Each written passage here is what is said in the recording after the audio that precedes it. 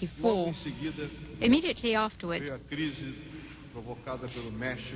in order to implement these recipes, were such that in just 1 month we lost 10 billion by about 18 or 20%. But in 1997, the same recipe, and this is what we did. We increased interest rates, which reached more than 30% a year.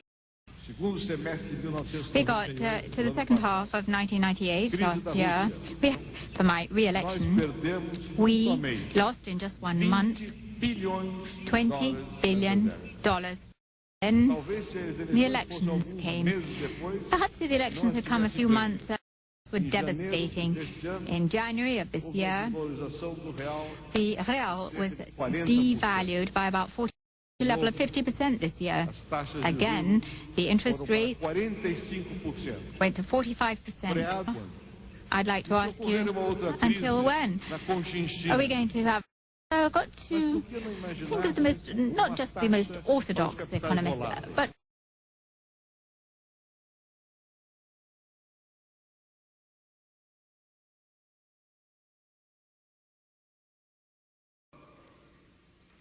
I don't think we have studied enough what each other has done and how it might relate to our own experience. For example, in the countries here represented, taking Brazil to the side a moment, just let's take the EU and the US and Canada.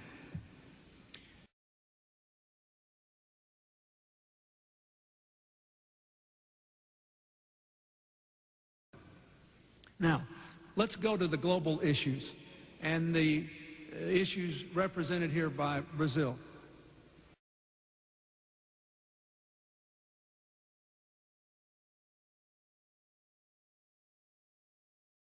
And I would like to talk very briefly about, one, international institutions, two, what the countries, the emerging economies themselves have to do,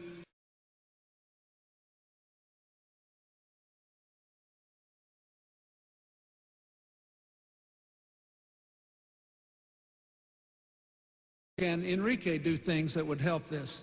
Chile had a capital control system that worked pretty well to try to regulate radical movements of money in and out of the country. But the only reason it worked well is Chile had a system that was recognized as having integrity and effectiveness, so that people still wanted to put their money there, even if there was some control on how rapidly it could move in and out.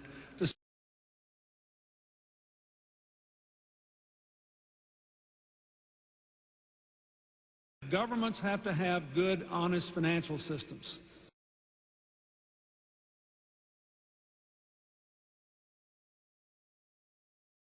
You can't make people keep their money in a place they no longer have confidence in.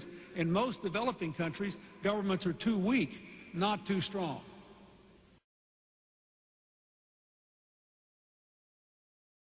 But here's Uganda proving that you can get the rate down, and oh, by the way, they have economic growth at 5% or 6% a year.